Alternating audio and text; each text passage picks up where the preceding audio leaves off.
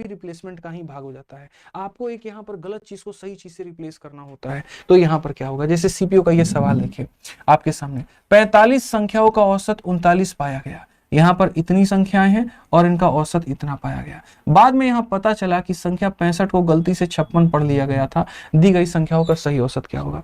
जब भी इंसान को अगर मानो कि उसकी गलती का आभास होता है तो वो क्या करता है, अच्छा इंसान है तो अपनी गलती सुधारेगा। तो वहीं क्या हो रहा था कि 45 संख्याओं का औसत हमने इतना पा लिया था, बाद में पता चलता है मेरे भाई कि हम 65 को गलती से 56 पढ़ लेते हैं। जो चीज हम गलती करते हैं ना उस गलती को सुधारते हैं। तो गलती 56 थी तो 56 को हम निकाल देंगे इस समाज से और उसके जगह पे हम 65 को डाल देंगे। गलत संख्या को हटाएंगे, सही संख्या को मेरे भाई वहां पर हम क्या करेंगे, डालेंगे। ठीक है, और ये जो भी हमारा निकल करके आएगा इसको हम पूरे के पूरे 45 लोगों में बांट देंगे।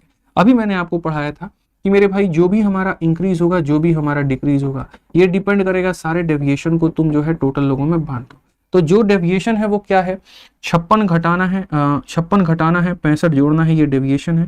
पूरे के पूरे यहाँ 45 संख्याओं में बांट दो तो तुम्हें पता चल जाएगा कि तुम्हारा इंक्रीज हुआ है कि तुम्हारा डिक्रीज हुआ है, जो भी हुआ है तुम्हें पता चल जाएगा।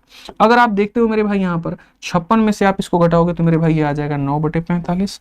9/45 का मतलब हो जाएगा मेरे भाई 1/5। 1/5 का मतलब 0.2।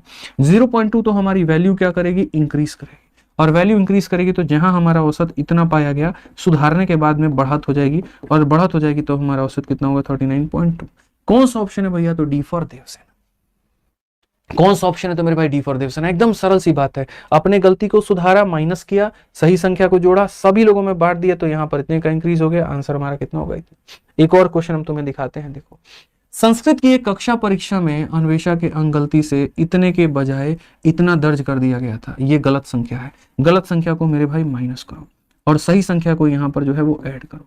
ठीक है, यदि कक्षा में 55 छात्र हैं, सारे छात्रों में मेरे भाई बांट दो। अब तुम्हें पता चल जाएगा कि इंक्रीज होगा कि डिक्रीज होगा। ठीक है, तो यहां पर अगर तुम देखोगे तो बोलोगे सर देखो यहाँ पर ये क्या है, 33 की कमी है, और कितने लोगों में, 55 लोगों में। अगर आप यहाँ देखेंगे तो बोलेंगे सर ये 3/5 है।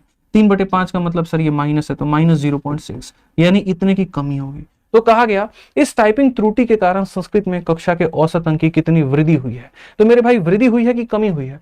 संस्कृत के कक्षा में अन्वेषा के अंक गलती से 66 के बजाय 99 दर्ज किए गए थे। तो यहाँ पर यदि कक्षा में 55 छात्र हैं तो इस टाइपिंग त्रुटि के कारण संख्या में औसत अंकों में कितनी वृद्धि हुई है। Anvesha marks in class test of Sanskrit were incorrectly added 99 instead of मेरे भाई यहाँ पर 66 देयर वर इतना। Then what is the increment in the marks of the class Sanskrit because of a typing error.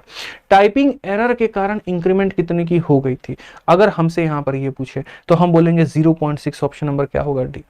देखो एक ही चीज को पूछने के दो तरीके हैं। इस तरीके से ऐसा पूछा जा सकता है कि मैं अगर मानो ये टाइपिंग एरर को करेक्ट कर देता हूं तो कितने की कमी आएगी, तो 0.6, और अगर मैं इसको करेक्ट नहीं करता हूं तो कितना बढ़ जाएगा, तो 0.6।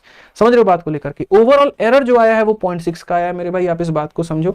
अगर सुधार करोगे तो इतने की कमी हो जाएगी, या नहीं सुधार करोगे तो इतना से वो हमेशा वो बढ़ा रहेगा। तो तुम ये मत कहो कि सर वहां इंक्रीज दिया है तो आप आंसर माइनस में क्यों बता रहे हैं। उसी शब्द को दो तरीके से पूछ दिया गया।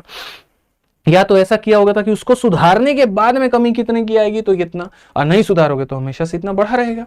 एरर है भाई ये तो 0.6 एरर है, इतना से बढ़ा हुआ वैल्यू है, उसको कम करना है तो कर लो। ठीक है।